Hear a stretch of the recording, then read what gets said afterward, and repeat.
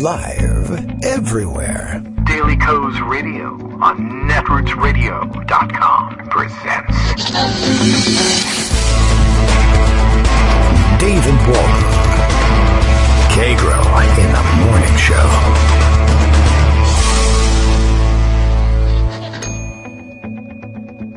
Now, here's David Waldman.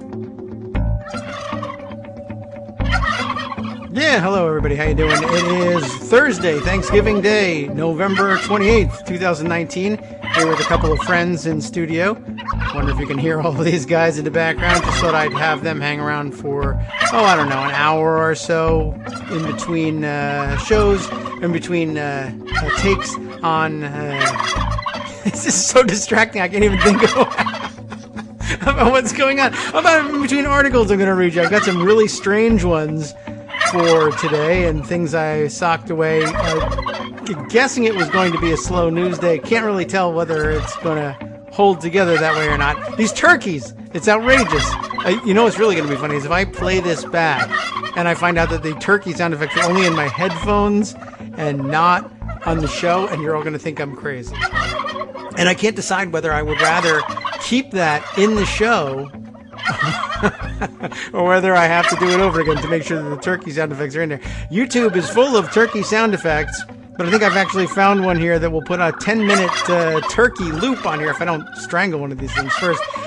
Vegetarians, I could not find any sound effects of tofu turkeys. I guess like splat and squish, maybe.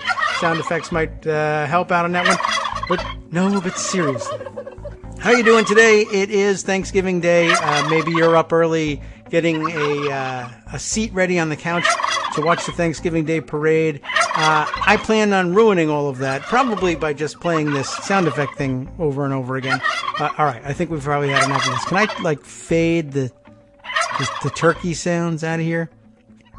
Yeah, there we go. Very nice. Okay, and even our music without even disrupting. How did I do it? Usually the sound effects disrupt one another on the soundboard, but I'm playing it through YouTube on the main show computer, just in case you want to engineer a ridiculous soundtrack like that for your own podcast. I don't know why anybody would want to do that, but let's move on instead to bringing you a couple of the strange stories that I have been hinting at wanting to share with you and saying on the air instead I would save them for days like today. Here's one that's a little weird. I know on Tuesday we talked a little bit about the strange expansion of Jared Kushner's portfolio in the White House to include now wall construction. Here's one I really wasn't expecting. I know he was working on, supposedly the Middle East peace plan, whatever that's supposed to be, but I wasn't expecting this angle. This is a weird one from Haaretz, the Israeli newspaper. WeWork founder. We've never discussed WeWork, but I guess it's the latest .com explosion / flop / Juicero, I don't know, thing to come out of the internet. WeWork founder Adam Newman, and I don't know whether he says Newman like they did on Seinfeld. I think I have known people who have the name spelled this way, Neumann, who have said Neumann, which maybe that's German pronunciation, but I don't know what she goes with, and I'm not likely to take time out to find out. But WeWork founder Adam Newman helped Kushner craft Mideast peace plan. That I was not expecting. The now disgraced CEO reportedly claimed that 3 people would save the world. Are you ready for these 3? Mohammed bin Salman, Jared Kushner, and Newman himself. What a strange combination. I don't know where they get these guys. Alison Kaplan Sommer is the writer on the piece. It is dated November 26th. And, well, let's just dive right into it. The rise and catastrophic downfall. I knew there was something like that in the background. Catastrophic downfall of WeWork founder and former CEO Adam Newman has been chronicled in gleeful detail across the international financial press in the wake of his company's ill-fated attempt at a public offering, which resulted in disastrous revelations about the company's mismanagement, its devaluation, and ultimately Newman's resignation. I just feel like now I really need to find out how this guy pronounces his name. I don't know why I would care about getting it right given what he's done, but you know how I am. Okay, so as it turns out, I just had to stop and check, and I have the luxury of doing that today. And it is Newman, or at least everyone has decided to pronounce it as Newman, and so we're on the right track. Anyway, back to the Haaretz article, which, let's see, we left off in saying that, of course, noting the disastrous downfall of, I guess, the company and his ultimate resignation from the company. But a new Vanity Fair article by Gabriel Sherman, titled Inside the Fall of WeWork, asserts that Newman's millennial entitlement gone insane and guru-like egomaniacal glamour extended beyond the business world and into the world of Middle East diplomacy. We may have to go and grab that article, but of course, as you know, I've hit my limit for the month on that. So maybe we're stuck with Haaretz. Newman, according to the Vanity Fair article, believed that WeWork, quote, was even capable of solving the world's thorniest problems. Last summer, some WeWork executives were shocked to discover Newman was working on Jared Kushner's Mideast peace effort. According to two sources, Newman assigned WeWork's director of development, Roni Bahar, to hire an advertising firm to produce a slick video for Kushner that would showcase what an economically transformed West Bank and Gaza would look like. Kushner, he added, showed a version of the video during his speech at the White House's peace conference in Bahrain last summer. Wow. Sherman reported that Newman also told his colleagues that he was saving the women of Saudi Arabia by working with Crown Prince Mohammed bin Salman to offer women coding classes. I mean, I'm sure that's a decent idea, but I don't know if I would be claiming that I was saving women in Saudi Arabia, but okay. Finally, an anecdote that connected Newman both to Kushner and the Saudi prince involved a claim by Newman that three people were going to save the world: Crown Prince Mohammed, Jared Kushner, and Newman himself. Then, after October 18th, 2018, when it came to light that Saudi agents tortured dissident and Washington Post columnist Jamal Khashoggi and carved his body with a bone saw, likely on order from the Crown Prince himself, Newman told George W. Bush's former national security advisor, Stephen Hadley, that everything could be worked out if bin Salman had the right mentor. Confused, Hadley asked who that person might be. According to a source familiar with the meeting, Newman paused for a moment and said, "Me." Wow. I wish I had invested in that. Oh boy. The Vanity Fair piece, and what a magazine, the perfect magazine to host this piece. The Vanity Fair piece quoted a former WeWork executive explaining his former boss's delusions of diplomatic grandeur, saying that when Adam got in front of world leaders, and why did that even happen, it was like he started thinking he was one. Like Trump, or Kushner, or Mohammed bin Salman, for that matter. In this vein, the executive said, Newman ended up discussing the Syrian refugee crisis with Canadian Prime Minister Justin Trudeau and urban planning with London Mayor Sadiq Khan. He does think a lot of himself. That's actually the end of the article, although now I'm kind of curious about how much might I be able to read from the Vanity Fair article. We may have to read that next month, but next month is only a few days away. But maybe I should park that thing in Pocket for now. What do you think about that? You Don't Bring Bad News to the Cult Leader is the name of the title. Inside the Fall of WeWork. Gabriel Sherman usually does a pretty good job with these things too. It's gonna wonder how much of it'll display. Maybe next month we'll check into it. But boy, that was an unexpected twist on the Kushner portfolio. Perhaps we'll have more of that coming up soon, or else maybe I'll run out and get a Vanity Fair subscription. Just kidding. Okay, so today might be a great day for all of these strange stories that are one-off from our regular political fare, keeping up with the day-to-day happenings in the impeachment inquiry, etc. But I have a whole series of stories here to string together. That's one big story that has just been under our radar, but perhaps today is a good day to try and bring it to the forefront. Do you think maybe that this is this a place to bring the turkeys back into it or not? This is obviously going to be the running joke here until, of course, we run into the situation where this YouTube tries to insert an ad into our background. And let's go on with this. I'm just going to keep this because I think it's appropriate, because the story's about Donald Trump Jr., ostensibly, right at the beginning. Donald Trump Jr. went to UCLA to decry triggered liberals. He was heckled off the stage by the far right. I think we noted the day that this happened, or the day after this happened, that he had been booed off the stage, heckled off the stage by, I think we knew other members of the really hard alt-right. But what was most interesting to us at the time was that Trump had written a book called Triggered. I'm just going to keep the turkeys, I think. Maybe I'll just turn them down just a wee bit. But he had written a book that he called Triggered, making fun of how liberals get triggered about everything, and then the booing actually triggered him, and he ran out of his own book event for the book Triggered, which I found very odd.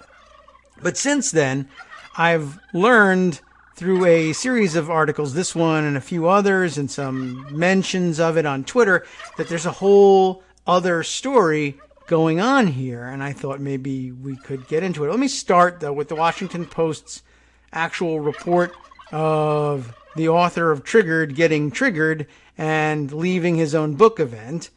Katie Shepard wrote this piece back on November 11th, and it went exactly like this. Donald Trump Jr. and Trump campaign senior advisor Kimberly Guilfoyle, his girlfriend / Trump campaign senior advisor, whatever, came prepared with snappy rejoinders for liberal protesters who might taunt them on Sunday at the University of California at Los Angeles, where they promoted Trump Jr.'s new book, Triggered: How the Left Thrives on Hate and Wants to Silence Us.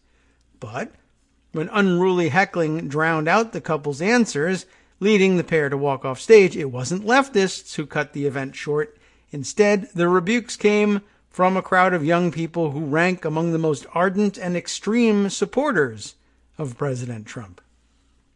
At first reported by The Guardian, a number of conservatives, some in Make America Great Again caps and pro-Trump attire, began to shout at the president's son and political advisor 20 minutes into an event moderated by Turning Point USA founder Charlie Kirk, after learning a question and answer session had been canceled. Well, that might drive them to something like that. But, okay, that just seems to have been a convenient excuse. Video from the event showed a chant that started out as USA, USA, turning quickly into angry cries of Q&A, Q&A, which is actually quite clever. Minutes later, Trump Jr. and Guilfoyle stormed off the stage.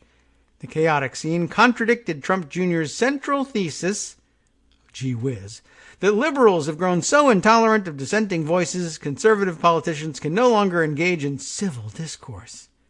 It also exposed an increasingly hostile fissure between conservative student groups like Turning Point USA and a hard-right faction of young Trump devotees who have flocked to self-professed American nationalist Nicolas Fuentes.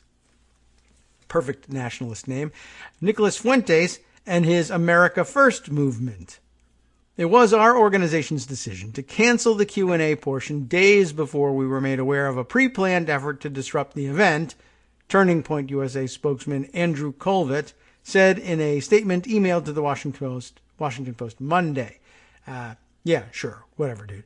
The event was not cut short or ended early, as in lieu of the Q&A, we simply extended the amount of time given to our VIPs for their remarks. It's just that they decided to dash away from the stage instead of taking advantage of that extended time. So, yeah, good spin. Well done. A spokesman for Trump Jr. did not immediately return requests for comment Monday morning. At the Sunday event, Trump Jr. appeared to think the first shouts of dissent had come from left-leaning counter-protesters. He's not smart. He wasn't listening closely. He just heard some noise, And he had written a book that said that the people who do this are leftists, so he just launched into what he had ready. Name a time when conservatives have disrupted even the furthest leftists on college campuses. He said to the crowd, "It doesn't happen that way. We're willing to listen." Which is hilarious because, of course, these weren't leftists. And then he left. This is really amazing. A member of the audience interrupted with a shout, then opened the Q&A. "See what I mean?" Trump Jr. answered. And that is the problem. And the reason oftentimes it doesn't make sense to do the Q&A is not because we're not willing to talk about the questions, because we do. No, it's because people hijack it with nonsense, looking to go for some sort of soundbite. You have people spreading nonsense, spreading hate, trying to take over the room. Well, that's true. He finally got that one right. It's just that it's their people. The roar of the crowd shouting Q&A grew louder, threatening to overpower Trump Jr. and Guilfoyle inside Moore Hall on UCLA's campus. Guilfoyle lost her composure. She shouted back at the young men, insulting their appearances and manners. That's a winner. "No, it's because you're not making your parents proud by being rude and disruptive and discourteous," she responded. Wow, that was a winner. She's dunked on their faces. Holy crap. "We are happy to answer a question. Respect the people around you so that they can hear." Except we've canceled the questions and answers. So, we're happy to answer a question except for any questions you might have. When the crowd continued to demand a chance to ask questions, Guilfoyle snapped. "Let me tell you something. I bet you engage and go online dating because you're impressing no one here to get a date in person." That's what it was all about. You're probably correct. And she may be correct. I really don't know. That response only inflamed the protesters. Great read on the room. Excellent. Whose loud chants soon led the pair to leave the stage. Fuentes, 21, appeared to take credit for the protests on Sunday evening. Why not? Tweeting that he and his followers don't disagree with Trump Jr. Instead, he said their complaint was with Turning Point USA. So perfectly manifested there. On Sunday, he shared dozens of tweets celebrating the event's shutdown and denigrating Turning Point USA. It's not a bad point, right? "Our problem is not with Donald Trump Jr., who is a patriot. We are supporters of his father," he tweeted. "Our problem is with Charlie Kirk's TPUSA organization," I like it referred to that way, TPUSA, "that shuts down and smears socially conservative Christians and supporters of President Trump's agenda. We are America first." I'm not even certain what they're complaining about, but, well, whatever, man. And so that's their view of Turning Point USA. Shuts down and smears socially conservative Christians. I have not seen that happen, but then again, I'm not an insider to this conflict. The host of an ultra-conservative podcast and YouTube show called America First, Fuentes has appeared on YouTube with bloggers who advocate for a white ethno-state. He has used slurs and promoted anti-Semitism in his broadcasts, which has put him at odds with Daily Wire editor Ben Shapiro. Fuentes marched in Charlottesville, but probably did so on the very, very good side of things, very fine people side. Marched in Charlottesville with white supremacists during the deadly Unite the Right rally in 2017, the Boston Globe reported. For weeks, Fuentes has been railing against Turning Point USA, which once invited him to speak at Iowa State University and the more mainstream wing of the pro-Trump movement. On November 4th, he directed his fans to show up to Turning Point USA events and heckle speakers during question and answer segments. The 21-year-old's fans have been harassing Kirk at several recent Turning Point USA events on college campuses. I can't disagree with that. They're literally campaigning for Trump, and they have to discriminate against his voters, Fuentes said in a YouTube video last week. I do not know what he's talking about, but let's go on. "We're going to make it known that that's exactly what it is, a controlled conversation. People do not go to a free speech thing and get dragged to the back of the line, kicked out because they don't fit the profile of what a questioner is supposed to look like."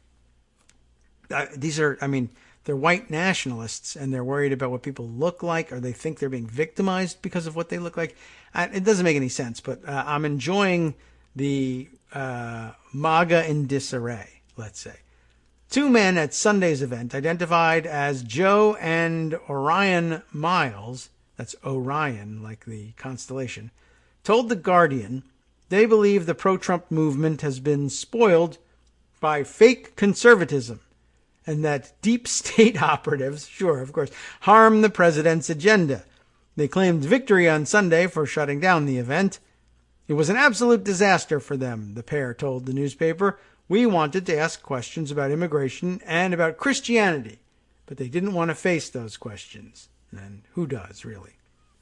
Meanwhile, the liberal protesters Trump Jr. might have expected to interrupt his book talk showed up in smaller numbers. About 36 anti-Trump demonstrators played the drums and held Trump Pence out now. Trump/Pence, that's why, okay. They held Trump Pence out now signs outside.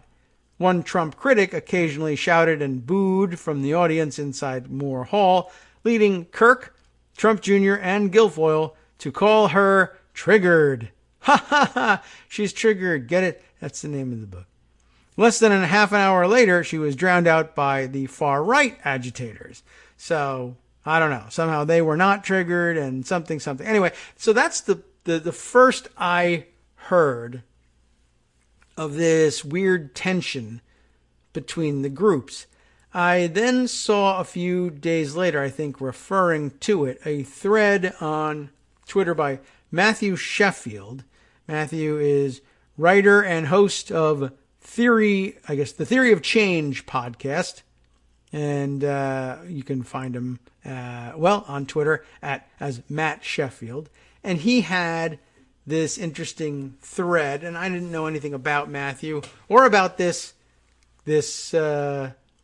conflict between the two factions till I had seen that article and then his tweet storm about it. So he begins by saying, the booing of Charlie Kirk, Don Jr., and Kimberly Guilfoyle by alt-right activists was the culmination of a month-long campaign that received no press attention. That must be how I missed the whole thing. It was organized, he says, by Nick Fuentes, a partially Hispanic, at least, former attendee of the Unite the Right march, who has been rebuilding the alt-right under a Christian nationalist banner, realizing that this approach is a more effective sell for GOP voters. I wouldn't have thought so. But let's read on. Here's a longer version of what happened with Don Jr. There is an article at The Bulwark is included in this tweet. The alt-right turns on the GOP establishment. So I'll open that up and take a look. It's Matt Sheffield's own entry in all this. And, perhaps it's not that long. We'll see whether it differs greatly from his tweet thread, which continues. Fuentes has also been aided by many members of the original alt-right, which splintered after Charlottesville, which is ironic because, of course, what was the name of their rally? Unite the Right. Just like the Triggered book, turns out that you're the guy who's getting triggered all the time. Unite the Right, fractured the right. How interesting is that? So, Fuentes has been aided by many members of the original alt-right, which splintered after Charlottesville into competing factions, mostly divided by tactical concerns. I think maybe the national attention that they got, I guess what you might call the success of the rally, made everyone realize, well, first of all, the guy who organized it was this, ineffectual drip who, just looked like a complete loser at the press conferences following the event, and probably in the press conferences leading up to the event. It's just that nobody paid attention to those. And I think a lot of the leaders of the various factions who showed up to be united realized that this guy was nothing special, and they could all probably have usurped his role in all this. And I guess they all saw national leadership roles for themselves opening up. Maybe that had something to do with it. Anyway, here's what Matthew says. The original leaders, who are very bitter about Fuentes' current trolling success, were more interested in the European fascist aesthetic, but Fuentes and his allies realized this was not effective for normie, as they say, Christian conservatives. And that's probably true. And there was something weird about their fascination with the as I said, the European fascist aesthetic. Anyway, instead of pushing the swastika and fascist philosophers, Fuentes and his Groyper army, it's Groyper, no idea whether I'm spelling or pronouncing that correctly, but this is something we've actually heard of before. I've I don't know, seen the term in passing. But anyway, Fuentes and his Groyper army are fitting white nationalist views into a Christian supremacist framework. They've zeroed in on Charlie Kirk's TPUSA. Kirk isn't widely known. I mean, I think of him as relatively widely known for a jerk, but yeah. But his group is extremely well liked by the libertarian-oriented huge donors who dominate Republican political organizing. But only a tiny percentage of GOP voters are libertarians, making TPUSA a prime target. The purpose of TPUSA is to attempt to sell unpopular libertarian economic arguments, right? And sell them to college students. It's a total waste of money because young people are even less interested than average Republicans, which is actually kind of funny to point out. And true. Fuentes and his allies have focused on the true conservative versus sellout establishment Republican narrative that has dominated GOP politics for 50 years. Republicans have utterly extinguished any sort of moderate tradition in the party. So this means that the only way that any GOP pol ever gets power, especially after the Tea Party, is to claim that he or she is a truth teller standing up to corrupt Washington. Fuentes' fans have stacked college tour events organized by grift groups like TPUSA, Young Americans for Freedom, and overwhelmed the question and answer lines posing questions that expose how little the conservative establishment cares about social conservative ideas. Very interesting. We'll be right back. Hi, everybody. It's me, David. Let's change things up from the old fundraising pitch for just a minute and talk instead about how you can be a part of our show. If you've got a smartphone or any other electronic recording device, why not sit down and record a segment for us? Read us an important article and give us your take. Read one of your own original essays, or even just give us your commentary on something you'd like to share that's important to you. Then send the file to me at kagrox@gmail.com, and I'll try and work it into the show. Short segments, a few minutes in length, that are easiest to fit in. And of course, I can't always guarantee that I'll be able to play everything, but if you've ever shouted at your radio or TV about something you wish was being covered, here's your chance to change that. Make the show your own. Send your submissions to me at kagrox@gmail.com.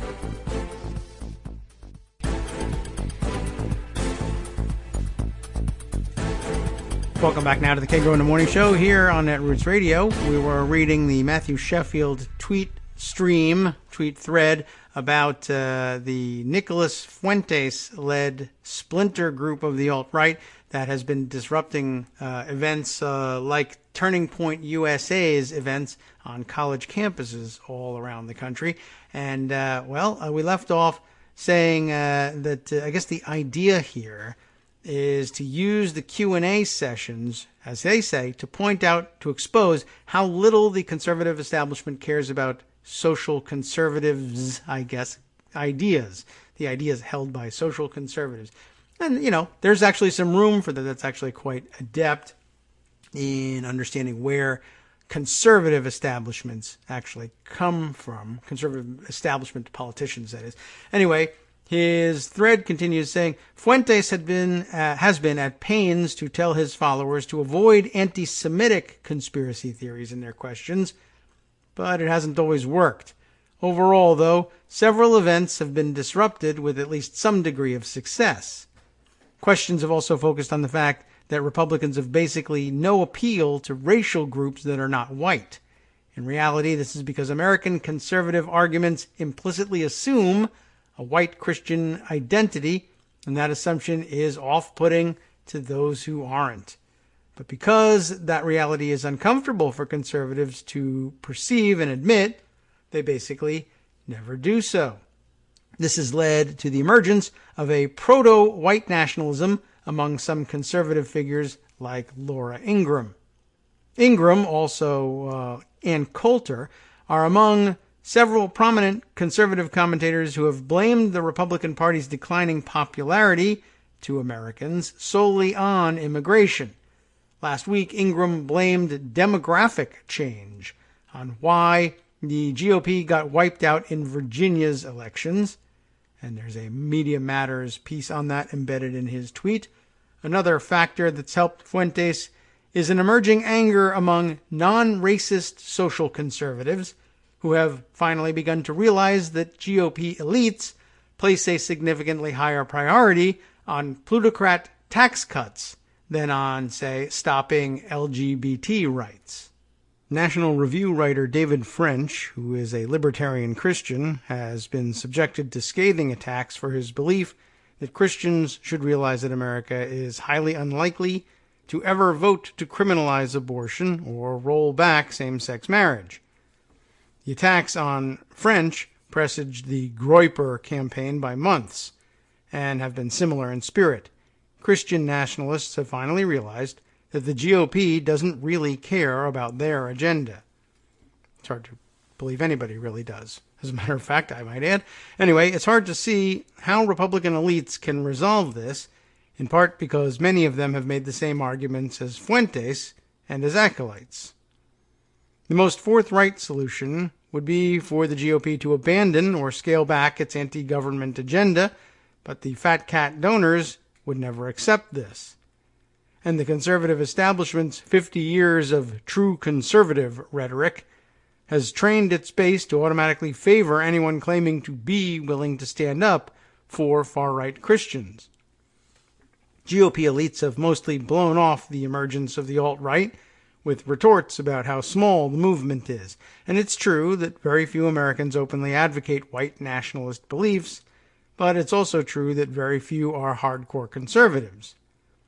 According to the gold standard political typology polling by Pew Research, only 13% of Americans could be described as core conservatives who take the Paul Ryan line. This according to a inclusion here in Matthew's tweet, embedded here a bar chart illustrating the point, but just take what's written for the moment. And we'll continue on towards the end of this tweet thread. Side note, in addition to retooling their arguments to be Christian-oriented, the resurgent far-right, or rather alt-right, has also replaced Pepe the Frog with Groyper the Frog. Everybody has to have a frog, I guess. A Slate piece is embedded in this tweet. The far-right's new toad mascot is a fatter, more racist Pepe the Frog. Pepe has gotten too mainstream, according to this Slate piece. Might be an interesting read along the side of all of this. Besides the true conservative operant conditioning and the unpopularity of small government conservatism, the re-emerging alt-right's tactic of challenging GOP elites from the right also has put the elites in a rare space, since they only have experience with being the most right-wing. So Kirk, Representative Dan Crenshaw, and others who have seen disruptions, I missed the Crenshaw disruption, have no real practice in pushing back effectively against further right disputations. Now, Sheffield begins his conclusion here. I have been researching the reemergence of the alt-right for the past several months and will be publishing extensively on the topic. In the meantime, please follow Theory, that's a Twitter handle, Theory Change, like theory of change, but without the of. Theory Change, and click through to my podcast. He's advertising here. And one last point is that grifter conservatives like Charlie Kirk, Don Jr., Ben Shapiro, and others like them have built their brand on free speech absolutism and by saying stupid and offensive things. Of course, they were never actually concerned about free speech, but the posture meant that anyone else who was even more offensive and more brazen could displace them, provided they also adopted the protect Christians posture. These grifter cons were making millions of dollars, though such concerns I guess, I'm sorry. It's he's got a typo in here, so I suppose that has screwed me up.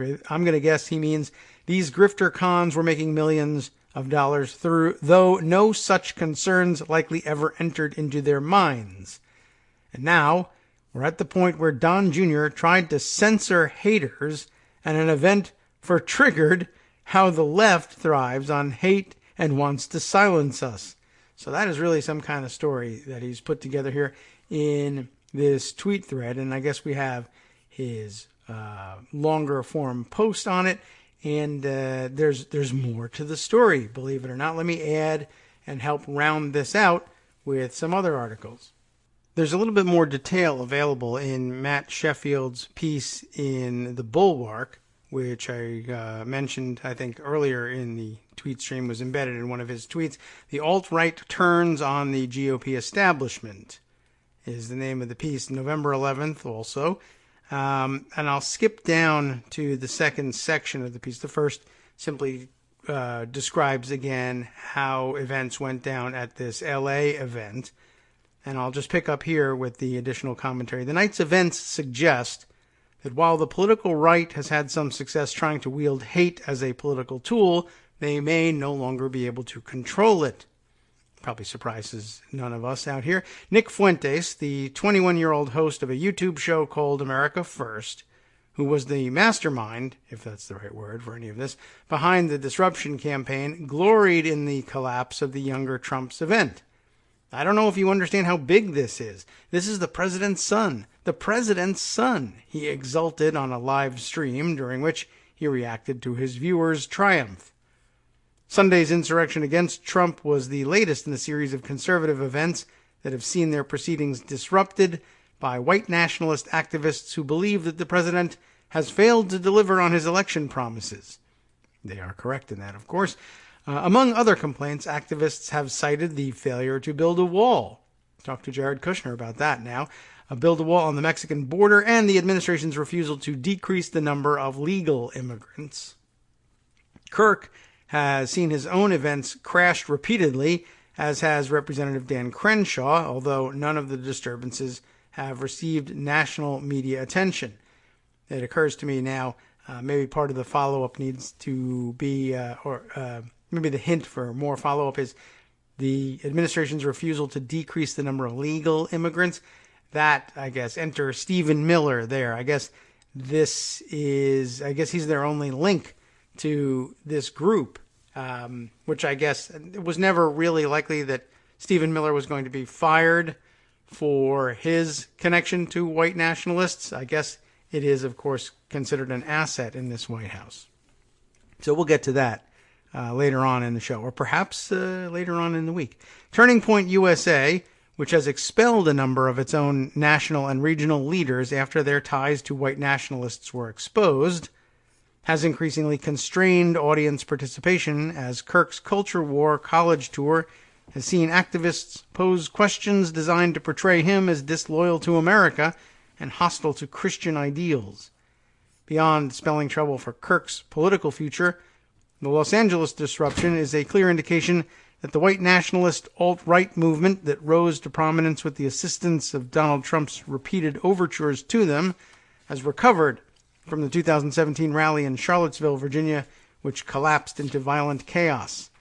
After almost 2 years in the wilderness, and with numerous activists facing lawsuits, arrests, and removal from the mainstream internet, white nationalist activists have regained their energy by focusing on undermining the new Trumpian conservative establishment.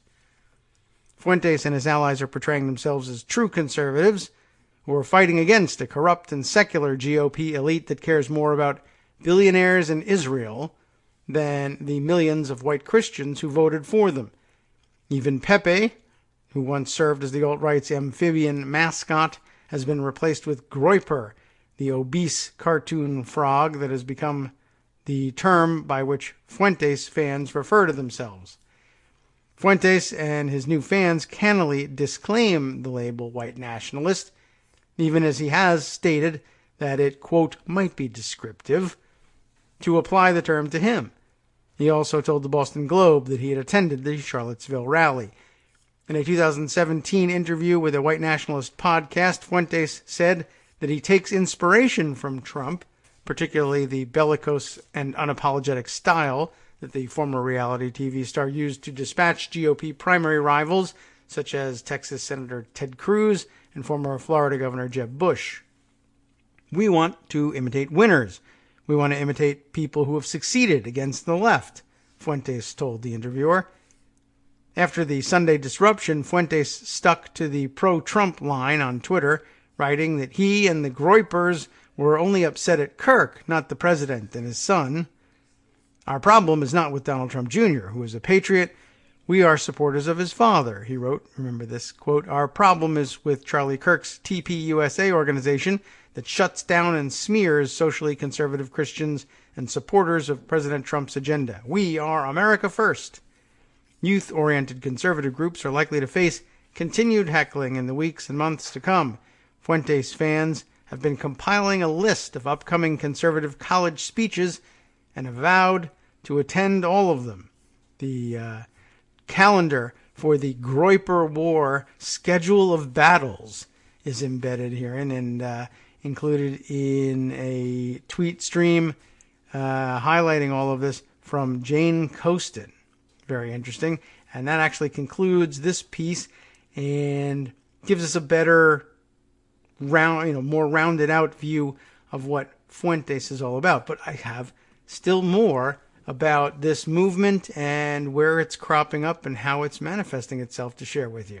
Next up for this topic, an entry over at the Daily Beast from Will Sommer, who chronicles this episode in this movement. Conservative group fires Michelle Malkin over support for Holocaust denier. Did you even realize that Michelle Malkin was still with us? Yes, still active, and I guess has been on the outs, and maybe she's looking to ride this movement for a way back in. Malkin's firing from Young America's Foundation marks the latest battle between supporters of Holocaust denier Nick Fuentes, I didn't realize that he was also that, and more establishment conservative figures. This dated published on the 17th and updated on the 18th, again in the Daily Beast. A conservative group cut ties with right-wing columnist Michelle Malkin on Sunday over her support, for an anti-Semitic internet personality, ramping up a growing conservative civil war centered on college campuses. Malkin's firing from Young America's Foundation, mentioned in those earlier articles, remember, whose Speakers Bureau had booked Malkin for speeches across the country for the past 17 years, marks the latest battle between supporters of Holocaust denier Nick Fuentes and more establishment conservative figures. That's an interesting characterization of him here, probably a lot more forthright, I would guess. Michelle Malkin is no longer part of YAF's campus lecture program, a YAF spokesman said in an email to the Daily Beast. Malkin did not respond to a request for comment. Since October, Fuentes' fans have been showing up at conservative college speeches and heckling speakers booked by YAF and another rival conservative group, Turning Point USA.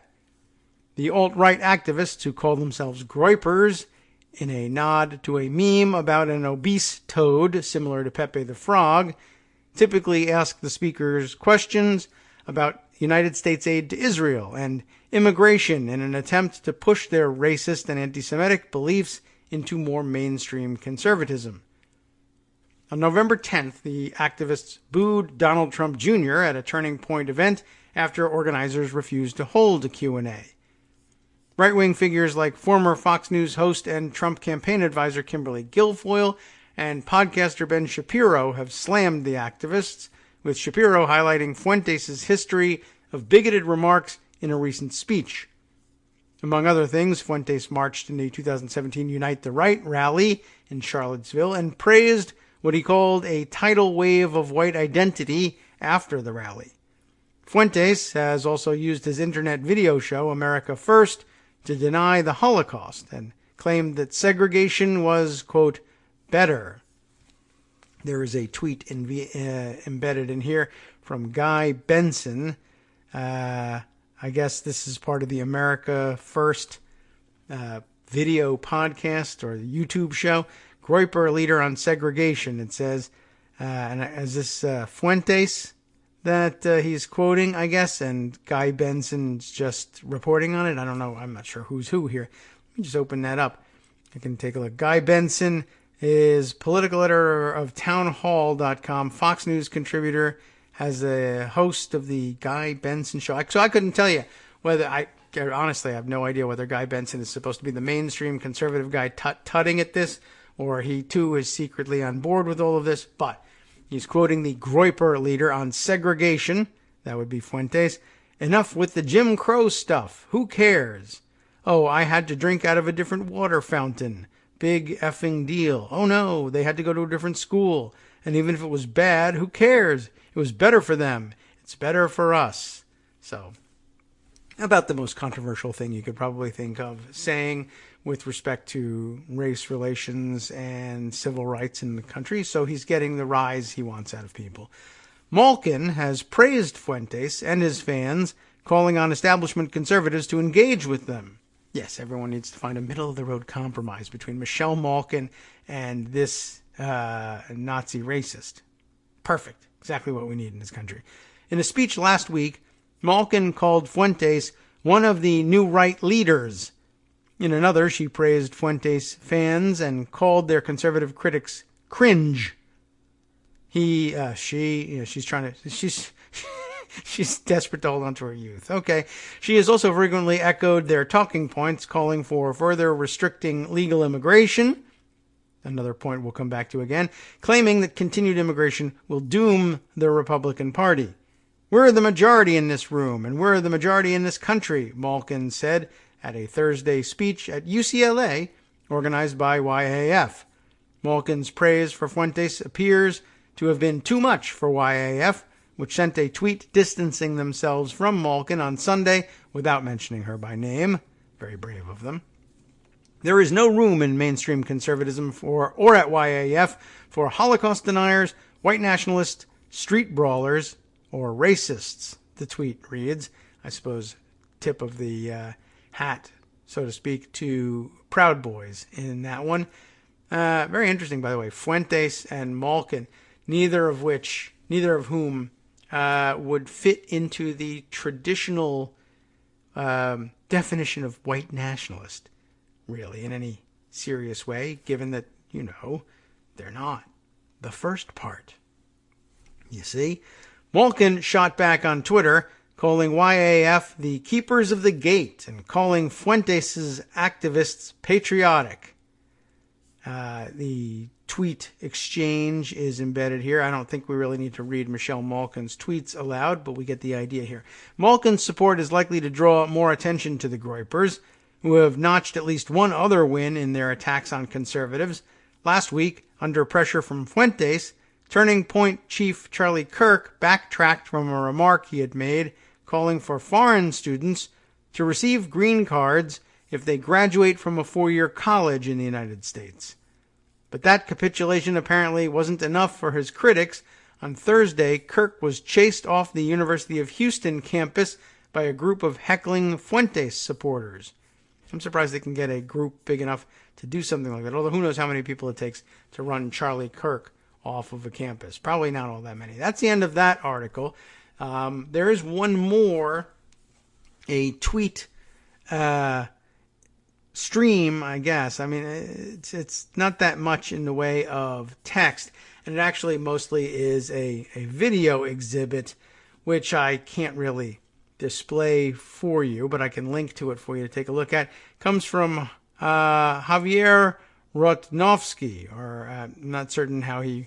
I'm used to saying it as Javier, and maybe Xavier Rotnovsky, but I don't know which pronunciation he uses. But he has this very interesting a tweet that accompanies this video. A MAGA gathering, he says, at Denny's tears itself apart when a rival alt-right group tries to spoil the meetup. This is a little documentary, a little doc, he says, about a Sunday afternoon at Denny's. And it's hard to describe. You're just going to have to see the thing. it is, this clip is just 2 minutes and 20 seconds. He says the full video is available over at vimeo.com. There's a link in the tweet. We'll give you a link to this tweet as well. And you can take a quick look at the 2-minute confrontation here. But it appears to be exactly the same splinter group who has showed up at a Make America Great Again meetup of sorts and blows the whole thing up by attacking them essentially from the right. It's just sort of another, I wish I could give you a better description of it, except given what we've learned about the disruption of the Charlie Kirk events and the Donald Trump Jr. events, we're getting the idea. This is something that they look forward to doing and doing all over the place. Big events and small. That is the president's son on stage at UCLA. No more or less important to them than disrupting a small local meetup at a Denny's. So, real interesting. Final entry in this part of the story comes from GQ. Believe it or not, Talia Levin put this one together. Maybe this an explainer of sorts as to why this is happening. That's what the title suggests. Why white nationalists are turning on Trump Republicans. An outgrowth of the alt-right has become impatient with the white nationalist promise of the Trump presidency. This Talia Levin piece dated from the 25th, so the last in our chain of events here. Last week, Charlie Kirk, 26-year-old spokesman for the deep-pocketed Republican youth group Turning Point USA, held an event called Prove Me Wrong at the University of Houston. That's a good event. I might have gone to that one. Billed as a chance to watch Kirk, quote, debate the merits of capitalism versus socialism in his signature blustering style, it ended in chaos. A hostile throng materialized around the small table, adorned with a poster that said, I'm pro-choice, you can pick your gun, at which Kirk was sitting and chased him bodily from the area, shouting, America first! So you know who that was. It was the latest in a series of escalating disruptions of conservative events that amounted to a piecemeal showdown between the corporate wing of the Republican establishment and an insurgent faction of white nationalists, an outgrowth of the alt-right. The events underscored the perils engendered by the Trump-era Republican Party's willingness to accede to the goals of white nationalism, even as it attempts to keep the ideology's most strident proponents at a careful, corporate-friendly arm's length. The insurgent faction's agenda had 3 major points: advocating for anti-Semitism, that's an actual point of theirs, advancing the theory that white Americans are being replaced by immigrants, including legal ones, remember that from Charlottesville, and asserting the necessity of explicit homophobia. It is led, tactically and spiritually, by a 21-year-old named Nicholas Fuentes, who was neither a particularly significant nor a particularly popular figure on the white nationalist right prior to the disruption campaign. He was a minor participant in the deadly Unite the Right rally at Charlottesville in 2017, dropped out of Boston University, and then launched a YouTube channel called America First, with an exclamation point, of course. Although Fuentes is frequently described as a Trump supporter, the principal objection he and his faction have toward the Trump administration is its insufficient cruelty to non-whites and its perceived coziness with Jews. Fuentes' strategy, sending minions to disrupt the Q&A sections of corporate conservative events with overtly white nationalist questions, was effective, but did not require any significant cunning. Pointing out the hypocrisy of establishment conservatism in the age of Trump is a fantastically easy task. Fruit hanging so low, it brushes muck. The evident success of Fuentes' faction in humiliating and distressing mainstream conservative speakers engendered a slew of press coverage. It's funny because, of course, all the previous press coverage talks about how there was no press coverage for it, but there is now, which in turn emboldened the youthful white nationalists further. Last week, Donald Trump Jr. faced a humiliatingly abbreviated launch for his book, Triggered: How the Left Thrives on Hate and Wants to Silence Us, scampering off stage right a mere 20 minutes after his event began, as he was beset by demands for a Q&A, silenced by a MAGA-hatted crowd that thrives on hate. The neo-Nazi publication The Daily Stormer, which has aligned itself with Fuentes' faction, revealed plans for the disruption campaign to continue throughout November and beset several events scheduled by the Young America's Foundation. The subsequent scramble by Republicans to repudiate white nationalism has been a tragic comedy in tweet form. Benny Johnson, fired from BuzzFeed and the Independent Journal Review for plagiarism and currently serving as Chief Creative Officer of TPUSA, laid out a long thread establishing Fuentes' history of public bigotry from overt racism to unabashedly sexist commentary. Johnson ended with a passionate plea to fellow conservatives to disavow hatred, racism, identity politics, and open anti-Semitism. Keep it hidden, everybody. And Texas Republican Representative Dan Crenshaw, who was heckled by Fuentes' acolytes no fewer than 3 times, took to Twitter to clarify that conservatives are 100% different than these vehement racists, anti-Semites, and ethnic nationalists. Yet both Johnson and Crenshaw are avid supporters of Trump and his policies. Johnson spent the following day live tweeting the House impeachment inquiry, maniacally defending a president who has predicated his entire rule on racism and who is credibly accused of multiple rapes. Crenshaw has advocated ending visa lotteries and policies that make it easier for immigrants' family members to immigrate, and has advocated repeatedly for Trump's signature border wall, a concrete symbol of xenophobia. Trump's own statements and policies are the strongest argument that his vision aligns with that of white nationalists. We'll return to this topic after a short break, continuing on with this mysterious fracturing.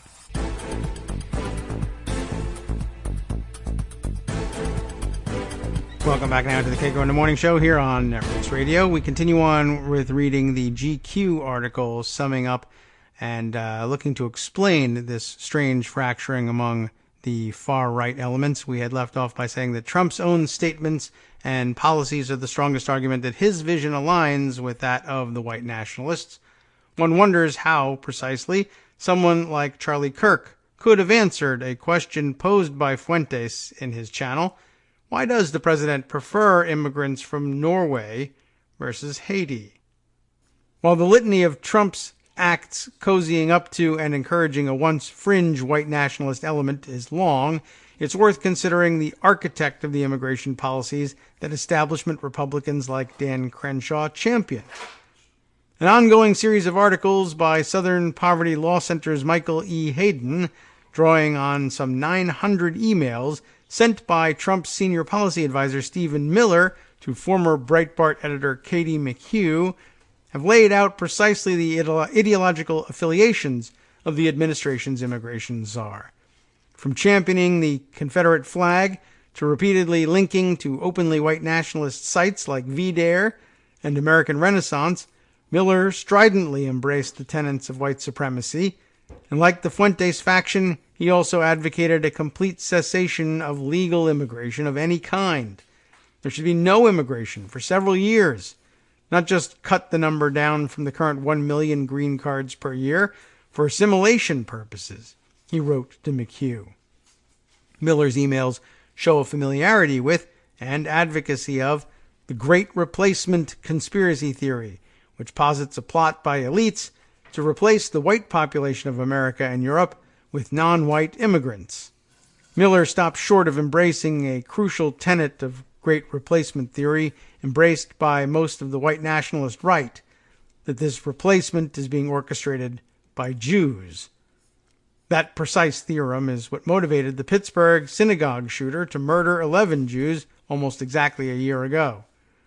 Perhaps this is because Miller is Jewish, a fact that the White House has belabored in its increasingly mendacious defenses of the staffer, going so far as to accuse the Southern Poverty Law Center of an anti-Semitic campaign. But it is impossible to advocate for white nationalism, as Miller has throughout his career in politics, without simultaneously elevating anti-Semitism. For most white nationalists, anti-Semitism is a non-negotiable raison d'etre for the movement, the unified field theory that ties a bigoted worldview together. In their minds, non-white people are too ignorant and barbaric to organize the kind of demographic coup the Great Replacement theory lays out. Instead, they assert again and again it has been orchestrated by cunning Jews, pulling the marionette strings of mass migration and advocating for interracial marriage. The sites, forums, and chats that advocate for an end to legal immigration, and that push the false theory that demographic change amounts to white genocide, are places that praise Hitler and traffic in the ugliest of anti-Semitic sentiments. This is why an administration awash in anti-immigrant sentiment, slashing rights for asylees and refugees, governed during the Pittsburgh synagogue shooting the deadliest pogrom in American history. It is not a coincidence. It never was. None of the Republican figures so quick to disavow Fuentes did the same for Miller. Indeed, there has been a profound, impenetrable closing of the ranks around him on the right. The chief difference at play is that Miller advocates from the White House for the end of legal immigration, while the insurgent faction does so on messaging apps, and while lined up in the audience section at events like plebes. It's difficult to avoid the conclusion that the differences are not primarily ideological.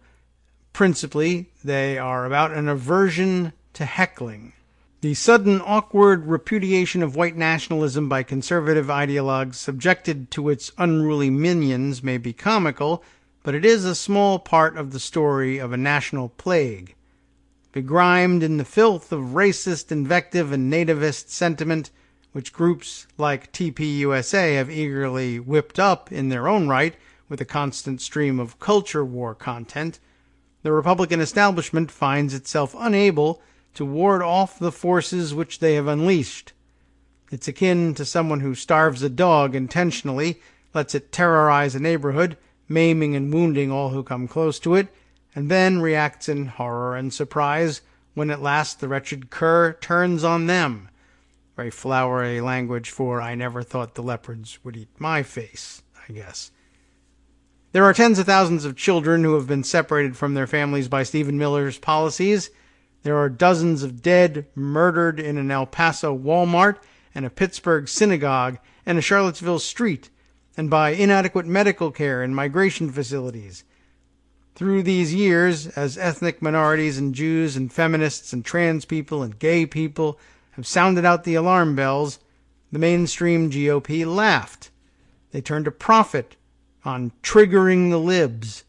They called opposition to the tide of rising white nationalism Trump derangement syndrome. Only when the hound turned on them, its jaws red and insatiable, did they at last begin to cry out in alarm about the danger the rest of us have known for years.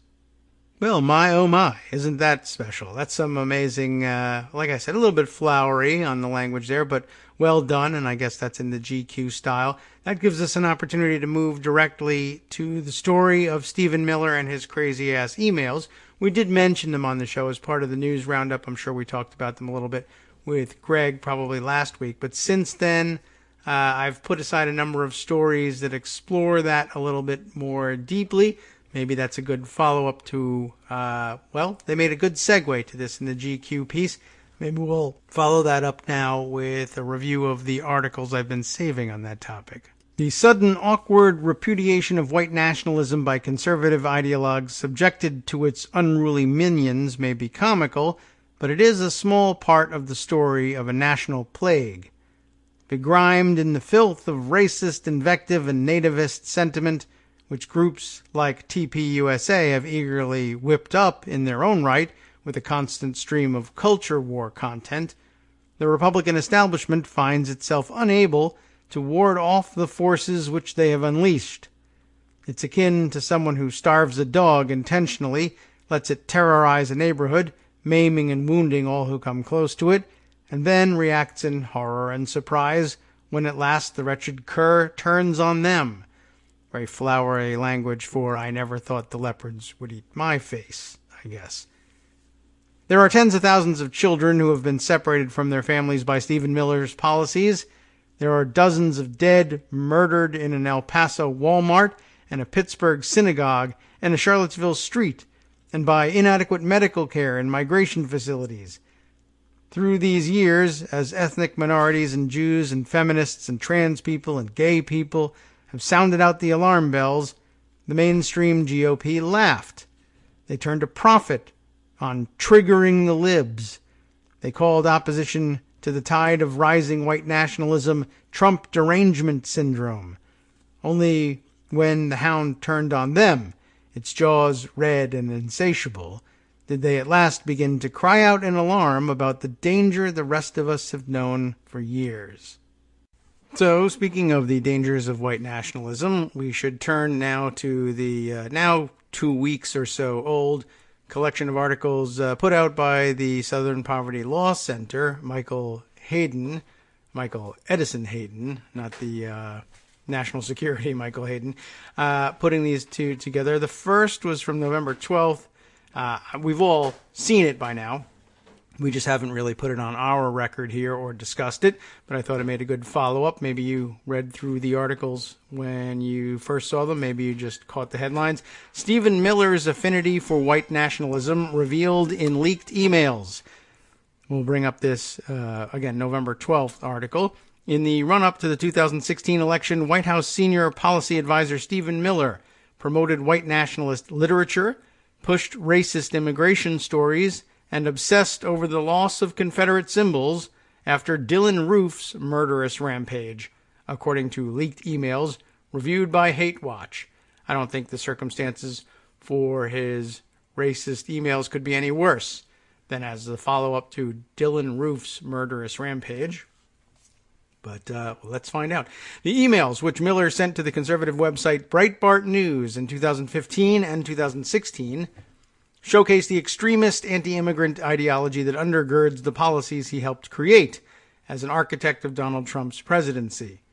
These policies include reportedly setting arrest quotas for undocumented immigrants, an executive order effectively banning immigration from 5 Muslim-majority countries, and a policy of family separation at refugee resettlement facilities that the Department of Health and Human Services Office of Inspector General said is causing intense trauma in children. In this, the first of what will be a series about those emails, Hate Watch exposes the racist source material that has influenced Miller's visions of policy. That source material, as laid out in his emails to Breitbart, includes white nationalist websites, a white genocide-themed novel in which Indian men rape white women, xenophobic conspiracy theories, and eugenics-era immigration laws that Adolf Hitler lauded in Mein Kampf. Hate Watch reviewed more than 900 previously private emails that Miller sent to Breitbart editors from March 4th, 2015 to June 27th, 2016. Miller does not converse along a wide range of topics in the emails. His focus is strikingly narrow, as his eyes are strikingly narrowly set apart, perhaps one might say. Anyway, more than 80% of the emails Hate Watch reviewed relate to or appear on threads relating to the subjects of race or immigration. Hate Watch made multiple attempts to reach the White House for a comment from Miller about the content of his emails, but did not receive any reply. Miller's perspective on race and immigration across the emails is repetitious. When discussing crime, he does so, which he does scores of times, Miller focuses on offenses committed by non-whites. On immigration, he touches solely on the perspective of severely limiting or ending non-white immigration to the United States. Hate Watch was unable to find any examples of Miller writing sympathetically or even in neutral tones about any person who is non-white or foreign-born. Miller has gained a reputation for attempting to keep his communications secret. The Washington Post reported in August that Miller rarely puts anything in writing, eschewing email in favor of phone calls. The Daily Beast noted in July that Miller has recently cut off regular contact with most of his allies outside the Trump administration to limit leaks. Miller used his government email address as an aide to then Senator Jeff Sessions in the emails Hate Watch reviewed. He sent the majority of the emails Hate Watch examined before he joined Trump's campaign in January of 2016 and while he was still working for Sessions. Miller also used a personal hotmail.com address in the emails and did so both before and after he started working for Trump. Hate Watch confirmed the authenticity of Miller's hotmail.com address through an email sent from his government address in which he lists it as his future point of contact. I am excited to announce that I am beginning a new job as senior policy advisor to presidential candidate Donald J. Trump, Miller wrote from his government email on January 26, 2016, to an undisclosed group of recipients. Should you need to reach me, my personal email address is, they've redacted it from there. Katie McHugh, who was an editor for Breitbart from April of 2014 to June 2017, leaked the emails to Hate Watch in June to review, analyze, and disseminate to the public. McHugh was 23 when she started at Breitbart and also became active in the anti-immigrant movement, frequently rubbing shoulders with the white nationalists. McHugh was fired from Breitbart in 2017 after posting anti-Muslim tweets. She has since renounced the far right. McHugh told Hate Watch that Breitbart editors introduced her to Miller in 2015 with an understanding he would influence the direction of her reporting. For that reason, and because Miller would have regarded her as a fellow traveler of the anti-immigrant movement, McHugh sometimes starts conversations with Miller in the emails, seeking his opinion on the news stories. Other times, Miller directly suggests story ideas to McHugh or tells her how to shape Breitbart's coverage. Periodically, Miller asks McHugh if he can speak to her by phone, taking conversations offline. What Stephen Miller sent to me in those emails has become policy at the Trump administration, McHugh told Hate Watch. Miller sent a story from the white nationalist website VDare to McHugh on October 23, 2015, the emails show. White nationalist Peter Brimelow founded VDare in 1999. The website traffics in the white genocide or great replacement myth, which suggests that non-white people are systematically and deliberately wiping white people off the planet. McHugh started the email conversation by asking if Hurricane Patricia could drive refugees into the United States. The hurricane battered parts of Central America, Mexico, and Texas, and the media heavily covered the storm. Miller replied to her by underscoring the possibility that Mexican survivors of the storm could be given temporary protected status, or TPS, a George H.W. Bush-era policy that would enable them to live and work in the United States for a limited stay. And quoted here in the piece are some of the emails that were exchanged. There's the first from McHugh on October 23rd, 2015 at 6:10 p.m. This being the worst hurricane ever recorded, what are the chances it wreaks destruction on Mexico and drives a mass migration to the U.S. border? Miller replies just 2 minutes later, 100%, and they will all get TPS, and all the ones here will get TPS too. That needs to be the weekend's big story. TPS is everything. McHugh replying 10 minutes later, wow, okay, is there precedent for this? And 10 minutes after that, he responds with the VDare link. The VDare story by Steve Saylor, an anti-immigration activist who traffics in discredited race science, focuses on instances in which the United States offered refugees temporary protected status. The article was posted the same day Miller shared it with McHugh. In September, the Trump administration denied temporary protected status to residents of the Bahamas, fleeing the destruction of Hurricane Dorian, despite widespread destruction. I don't want to allow people that weren't supposed to be in the Bahamas to come into the United States, including some very bad people and some very bad gang members and some very, very bad drug dealers, Trump said of Bahamians on September 9th. I began the quote thinking that it might be Stephen Miller's own quote. But once we realized that we were going to say bad, very, very bad, very, very, very bad, it became obvious that it was Trump. But I didn't switch over to his voice in that one. The ethnic makeup of the Bahamas, of course, is more than 90% black, according to statistics from the CIA. The administration has also attempted to cut TPS for residents of other countries, including Honduras and Nepal. Saylor mentioned both Honduras and Nepal in the context of TPS in his VDare story. Next up, a section called Miller Recommends Camp of the Saints to Breitbart. Miller recommended in a September 6, 2015 email that Breitbart write about The Camp of the Saints, a racist French novel by Jean Raspail. Notably, The Camp of the Saints is popular among white nationalists and neo-Nazis because of the degree to which it fictionalizes the white genocide or Great Replacement myth into a violent and sexualized story about refugees. The novel's apocalyptic plot centers on a flotilla of Indian people who invade France, led by a non-white Indian-born antagonist referred to as the Turd Eater. Well, that's totally neutral, right? A character who literally eats human feces. In one section, a white woman is raped to death, somehow, by brown-skinned refugees. In another, a nationalist character shoots and kills a pro-refugee leftist over his support of race mixing. The white nationalist Social Contract Press plucked the 1973 book from relative obscurity and distributed it in the United States. At the start of the email chain in which Miller touts the novel, he sends McHugh and Breitbart editor Julia Hahn a National Journal article on Iowans debating immigration. At 8:03 p.m. on September 1st, 2015, McHugh replies, "Next America. We're being invaded and talked into tolerating it." Miller responds a few minutes later, "It's treated as organic. No mention of voluntary policy which can be shut off."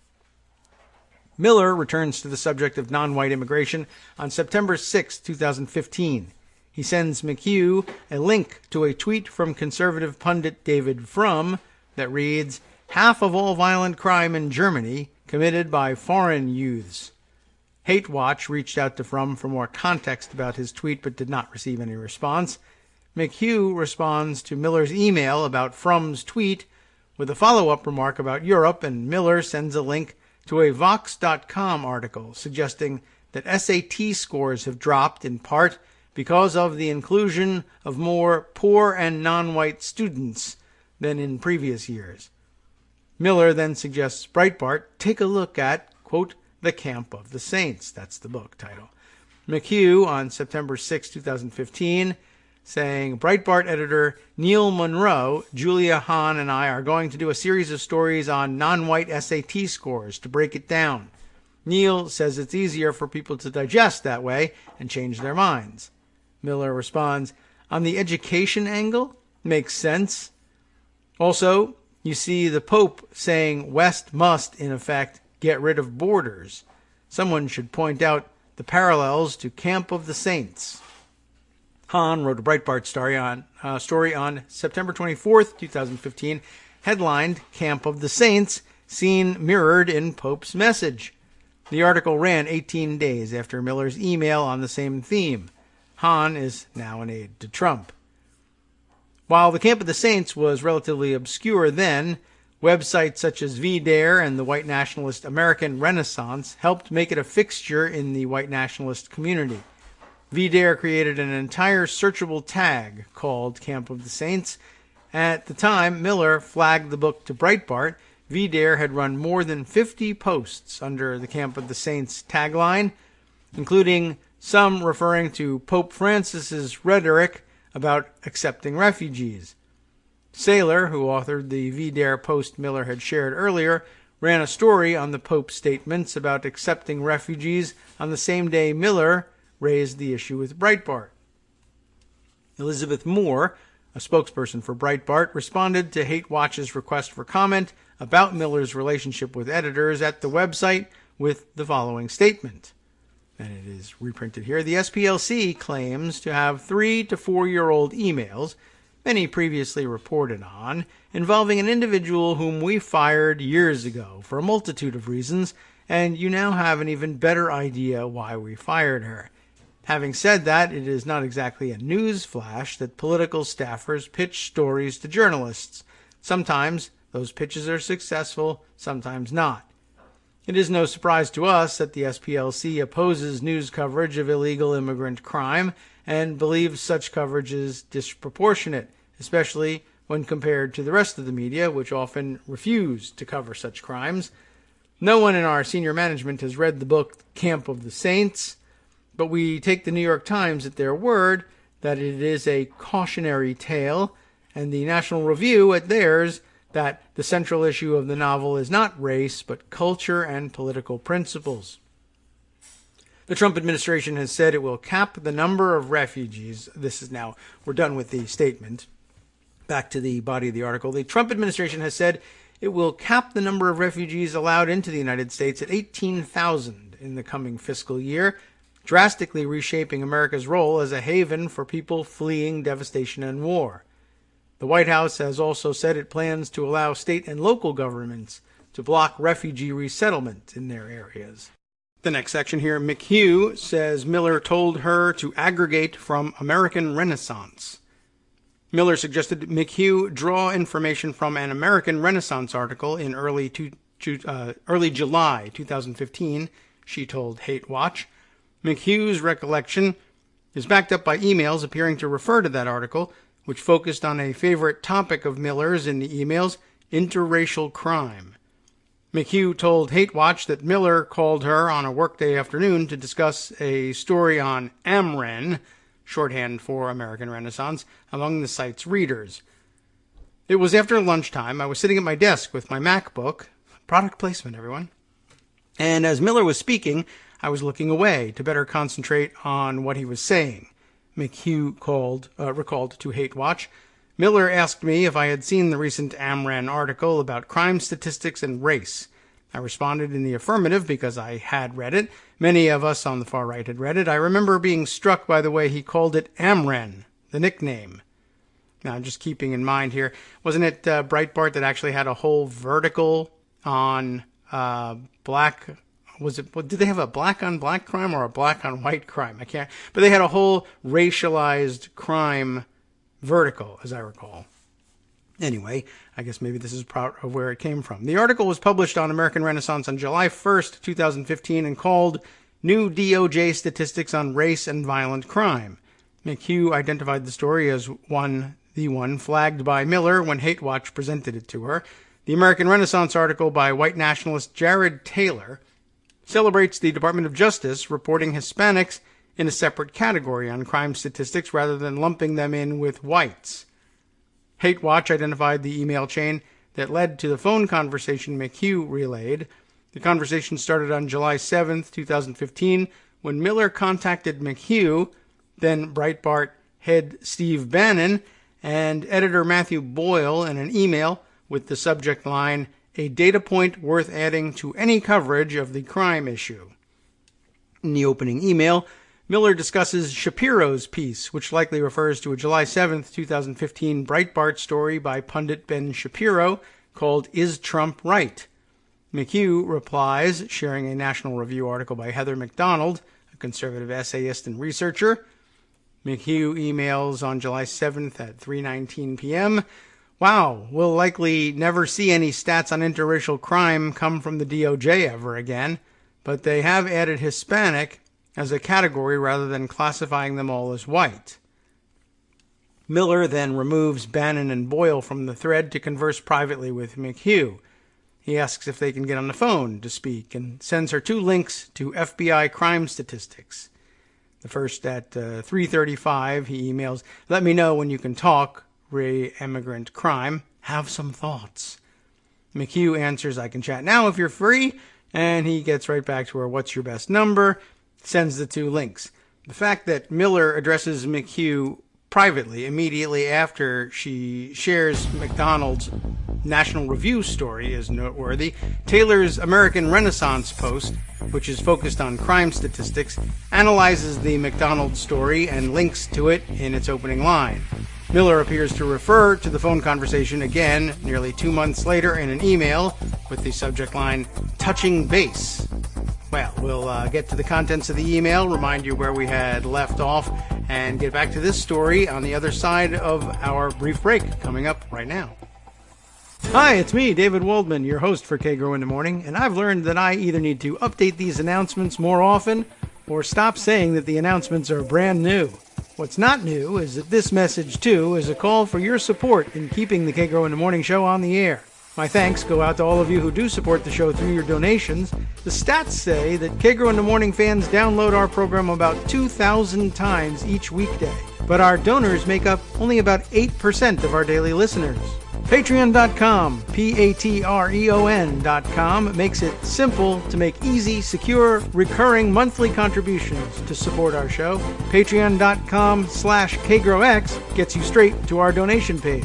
If we're helping keep you sane during the Trump era, consider what that's worth. $1 a day? 50 cents? One thin dime?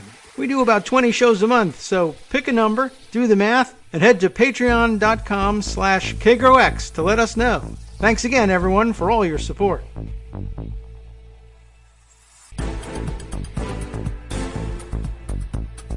Welcome back now to the Kagro in the Morning Show here on Networks Radio. Let's continue with reading the SPLC's article on Miller, at least the first of the series of articles on Miller. Anyway, we left off just about to introduce Miller's email exchange with Katie McHugh. This time, the subject line, "Touching Base," and talking about the DOJ crime statistics. Miller emailing on September 1st. Hey, Katie, hope all is well. Was curious to see if you were still planning a story with the DOJ crime victims data. McHugh answers, "Hi, Stephen. Yes, I'd like to. Can we touch base tomorrow morning or early afternoon after I write a couple of assignments?" Miller, of course, says, "Absolutely. Should I even bother with these exchanges? I mean, they're described above. Getting used to the methods in which the information is being laid out here." Miller's name also appeared on American Renaissance as an author. On July 19th, 2005, the white nationalist website republished a piece he wrote for the right-wing online publication Front Page magazine called "Santa Monica High's Multicultural Fistfights" regarding his high school alma mater.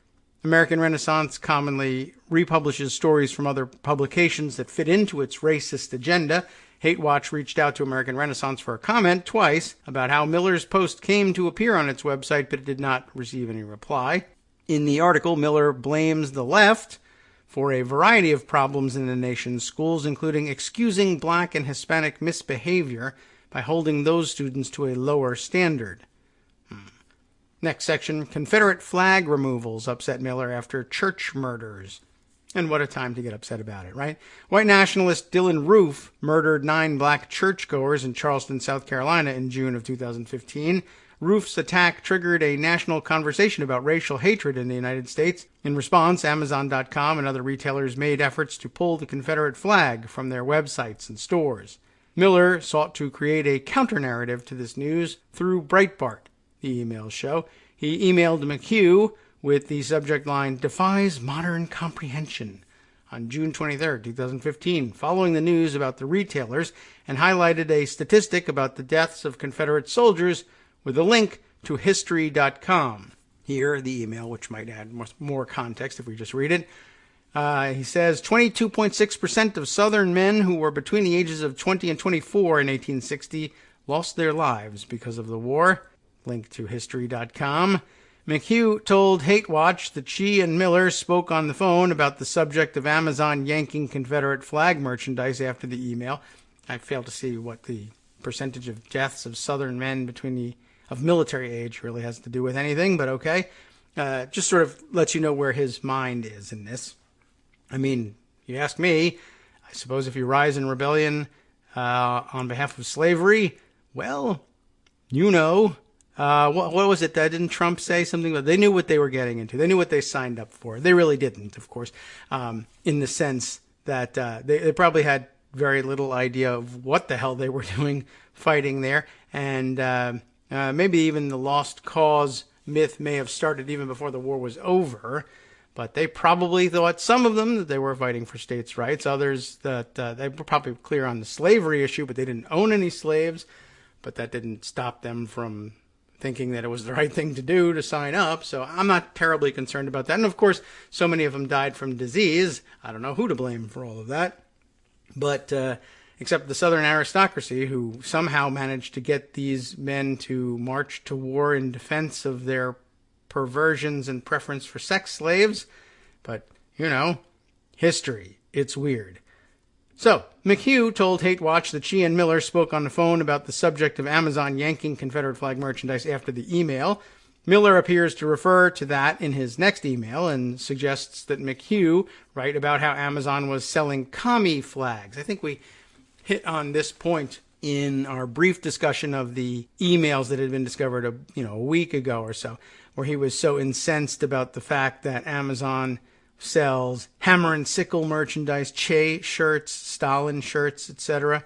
You remember that exchange? All right. Maybe we'll skip a long exchange there then and move on. McHugh and Miller continued to trade emails about the subject later that night. McHugh mentioned that Confederate monuments are being vandalized in the U.S. Good. But okay, these are different people. She sent Miller a link to the story she wrote based on their conversation. Amazon takes down Confederate flag, continues to sell communist merchandise, noting it was leading Breitbart. Miller replied, "What do the Confederate monument vandals say to the people fighting and dying overseas in uniform right now, who are carrying on a 7th or 8th generation of military service in their families stretching back to the founding?" Probably nothing. But anyway, the emails show that Miller returned to the subject in subsequent days, tying the debate to immigrants and leftists. He sent an email June 24th, 2015 with the subject line, "Story idea." He's just full of them, isn't he? 1. Should people of Spanish descent, especially those living in immigrant communities, be banned from displaying the Spanish flag, given Spanish conduct in Latin America? He's really taking it to the logical extremes, isn't he? Should Univision anchor, or Univision anchor, Jorge Ramos apologize for Spanish conduct in Latin America and redress it by ensuring more people of indigenous backgrounds have hosting duties on his network? Maybe. Should the cross be removed from immigrant communities in light of the history of Spanish conquest? Not a problem with me, but okay. Miller brought up the issue again one day later, and in just the same genius style, I guess. When will the left be made to apologize for the blood on their hands, supporting every commie regime since Stalin? Which they didn't. Preserving Confederate monuments has resonated with the far right, and Trump has repeatedly played to those views. Following the August 2017 Unite the Right rally, for example, when white nationalists and neo-Nazis marched in Charlottesville, Virginia to protect the statue of Confederate General Robert E. Lee, Trump appeared to defend them, saying that there were very fine people on both sides, as you know. A man who marched with white nationalists at Unite the Right murdered anti-racist demonstrator Heather Heyer. You know all about that, of course. 5 days later, Trump tweeted, "Sad to see the history and culture of our great country being ripped apart with the removal of our beautiful statues and monuments." That's all he could muster in all of that. Next section, Miller focuses on racial identity of killer with alt-right beliefs. In his emails to Breitbart, Miller also discussed the coverage surrounding another killer who espoused racist beliefs, Chris Harper Mercer, a student at Umpqua. Remember this one? Umpqua? Do I have that pronunciation? Did I learn that ever correctly? Community College. Killed 9 people at the Roseburg, Oregon school on October 1st, 2015. The following day, newspapers such as the LA Times reported that Harper Mercer espoused a combination of white supremacist and anti-religious beliefs, which typically intersect with ideologies espoused by the alt-right movement online. Before Harper Mercer's motivations became apparent, Miller's response was to single out his race. Miller writing, "Harper Mercer is described as mixed race and born in England. Any chance of piecing that profile together more, or will it all be covered up?" Just hearkening back to the fact that the guy leading the new renaissance of the alt-right is claims to be overtly Christian nationalist and goes by the name of Nicolas Fuentes, and whatever. I mean, don't look for logic, I guess. McHugh replied by sending Miller a story she wrote on Harper Mercer that attempted to show that he was connected to a person on MySpace who had praised Islamic terrorism. Miller replied with enthusiasm to it. Most tenuous, stupid thing. Okay, your eds need to make that the lead. So, in case you ever wondered where that tendency came from. Next up, Miller says he reached out to anti-Muslim extremist Pamela Geller. Pam Geller is a writer and pundit known for her extreme anti-Muslim views. Geller once said, "Muslim immigration is tied directly to Islamic terror." Miller claimed to be discussing story ideas with Geller in an email using the subject line, "Sweden took my idea," on July 23, 2015. Miller shared a link to a Canadian blog called blazingcatfur.ca about Sweden Democrats, an anti-immigrant party, planning a gay pride parade through a Muslim-dominated neighborhood. Leaders of the Sweden Democrats have struggled to shake their party's reputation as fascist. Swedish Prime Minister Stefan Löfven has called the Sweden Democrats a neo-fascist single-issue party with Nazi and racist roots, according to German broadcaster Deutsche Welle. I don't know how my pronunciation is on German. Miller sent the email to McHugh, Hahn, and Bannon, still then the head of Breitbart, saying, here's the link, and I suggested Pamela Geller do this to illustrate the absurdity of the left's theory that you can't do anything which violates the tenets of fundamentalist Islam. It's a huge leftist theory, right? I'm sure. What is more important to the left, their gay rights agenda or appeasing Islamist immigrants? Bannon says it's a big wow with 3 exclamation points. Miller responds back to that. This would have caused the American liberal media to collapse.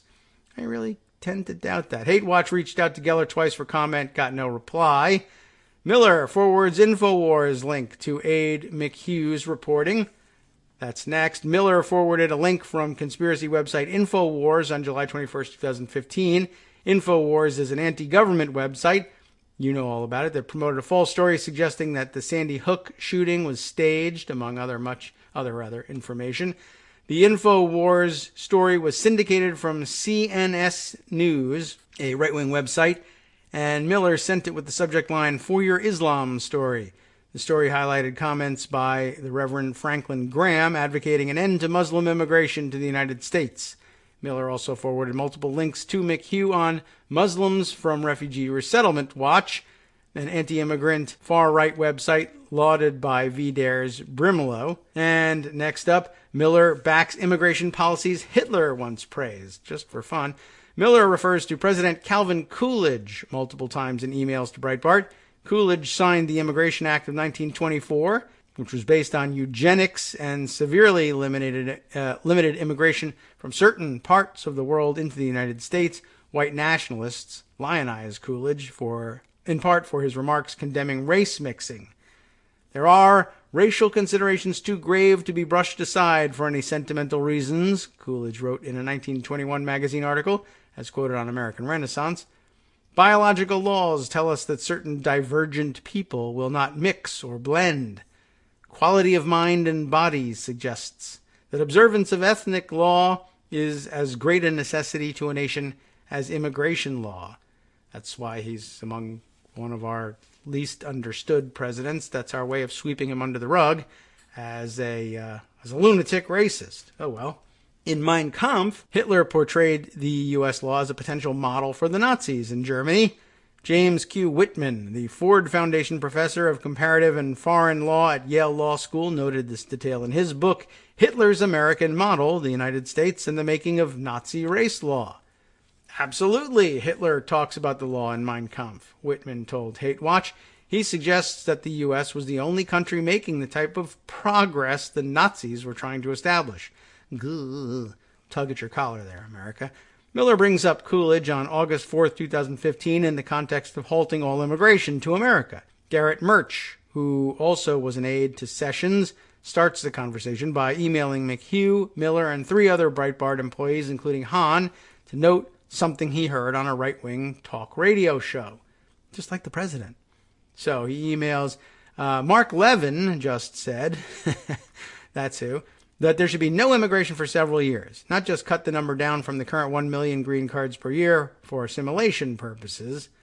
Like Coolidge did, Miller says. Kellyanne Conway poll says that that is exactly what most Americans want after 40 years of nonstop record arrivals. And I guess the birth of why don't you justism for the Miller crowd in this one. Another example of Miller mentioning Coolidge happens September 13th, 2015, when he criticizes Republican Senators John McCain and Lindsey Graham for appearing too sympathetic to refugees.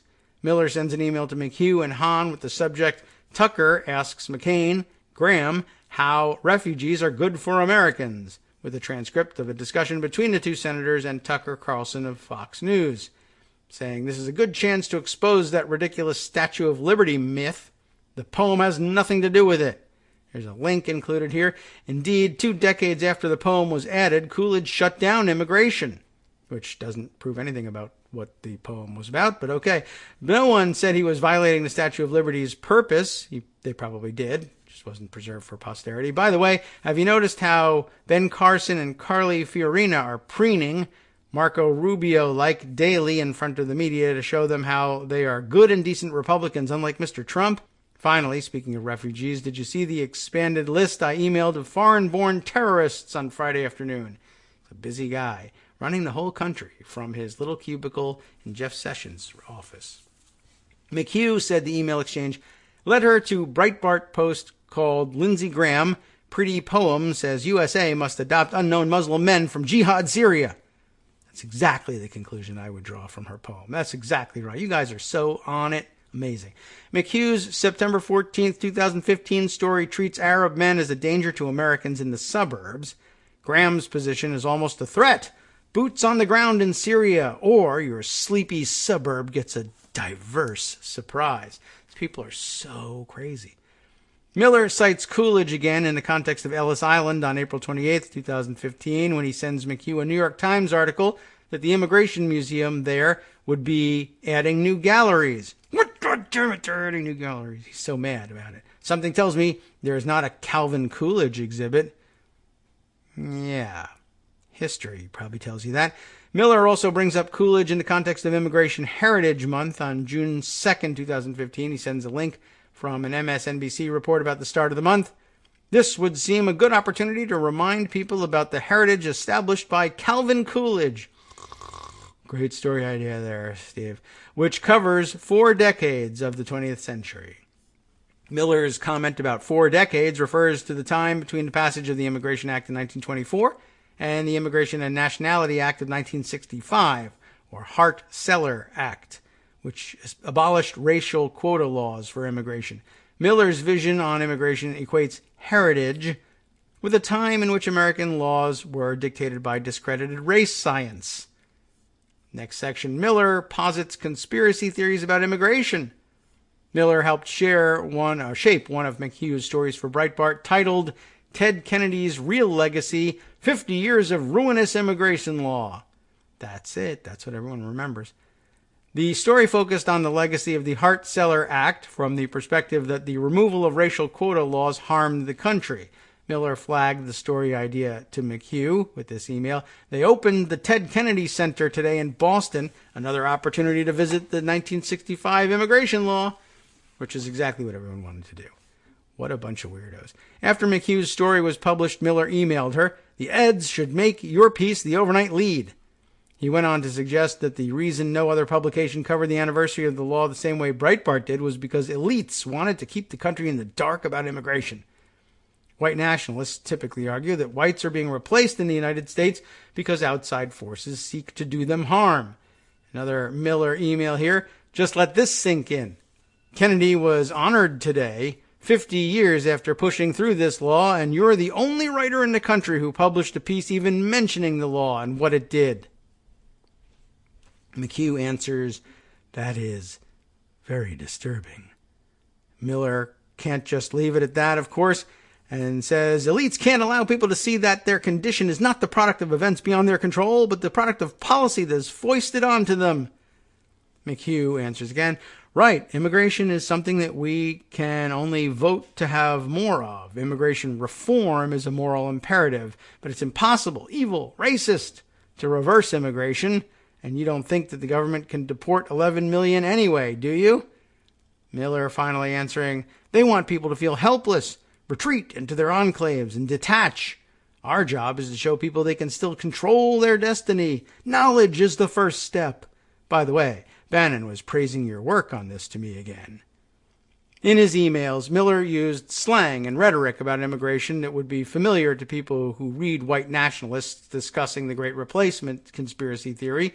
He refers to demographic changes brought about by immigration as New America multiple times in the emails. It's a phrase VDARE uses sometimes.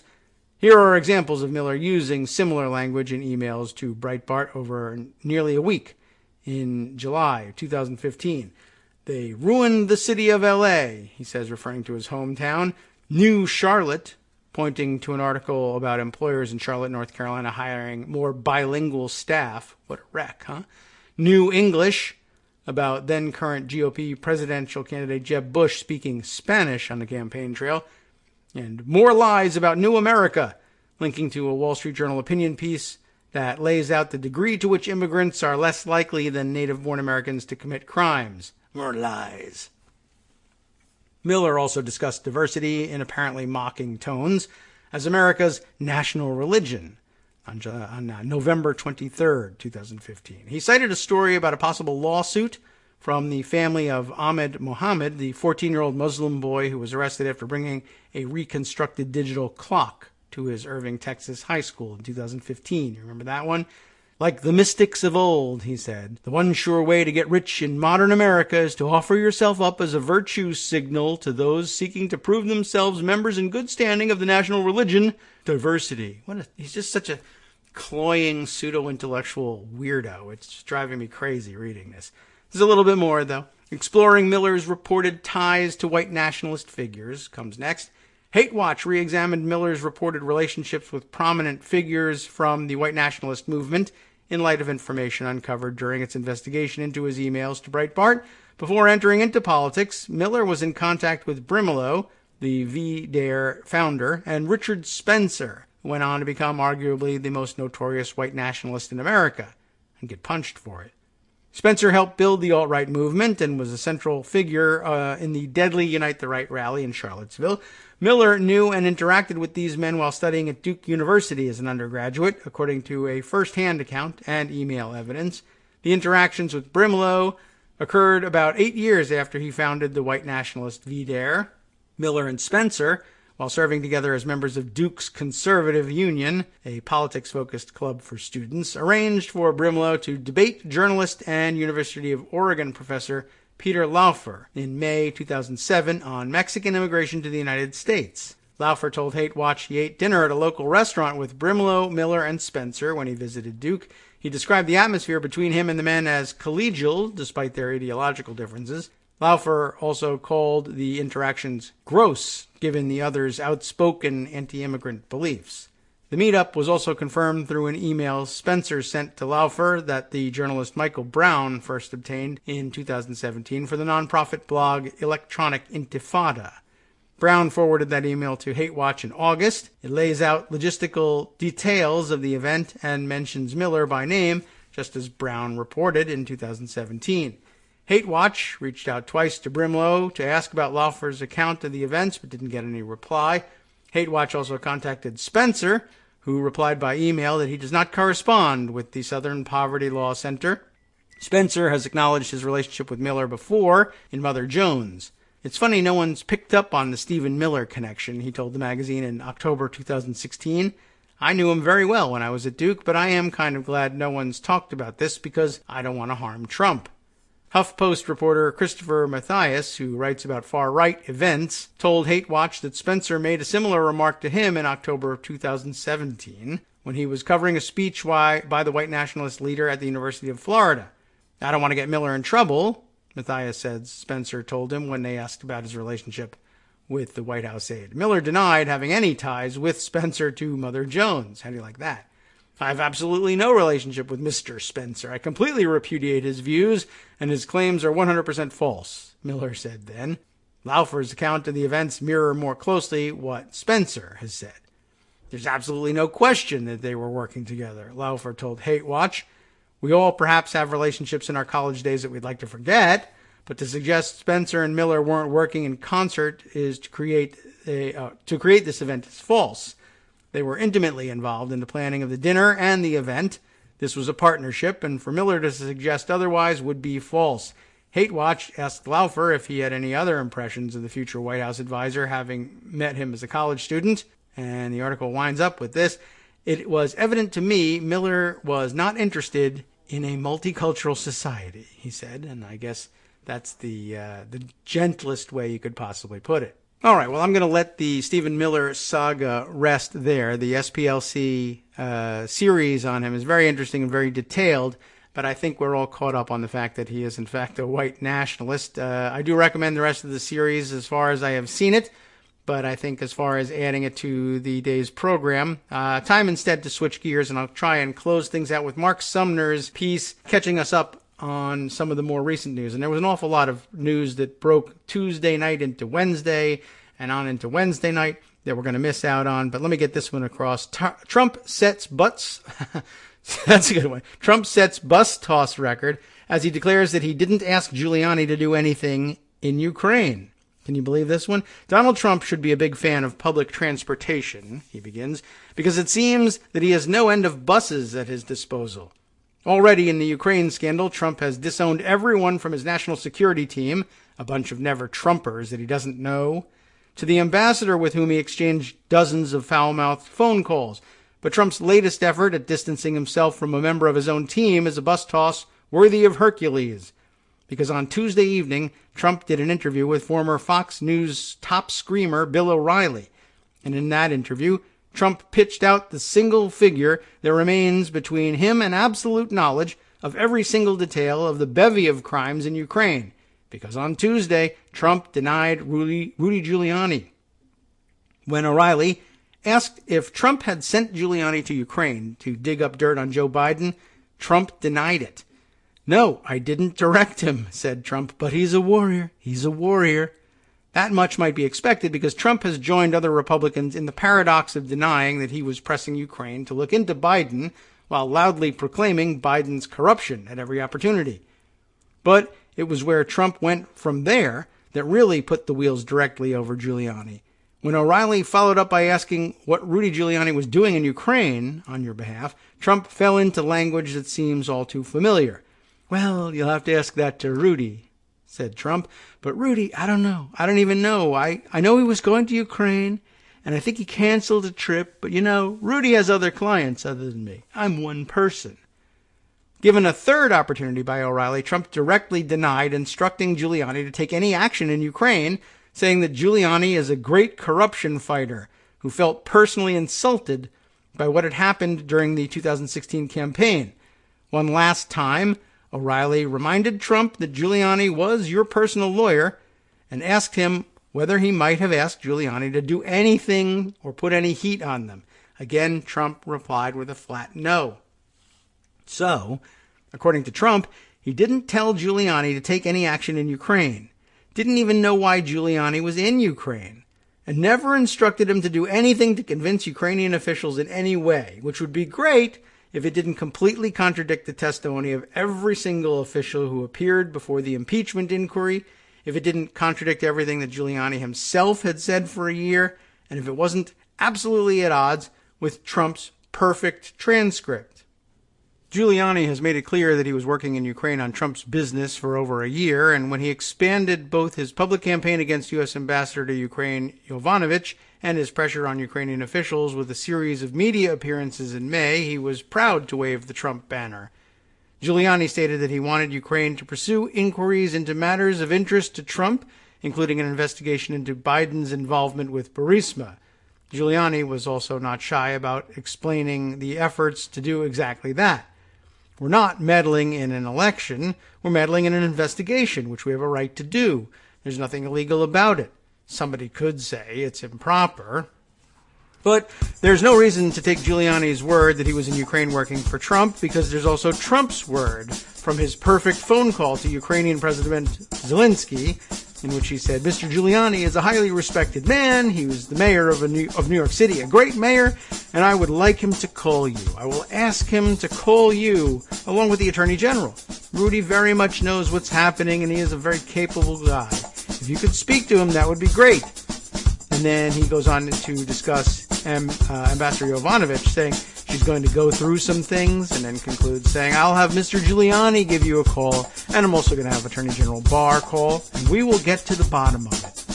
So in this call, Trump not only directly instructs Zelensky to get in touch with Giuliani, but he also says that he will instruct Giuliani to call Zelensky for the express purpose of promoting an investigation into the Bidens.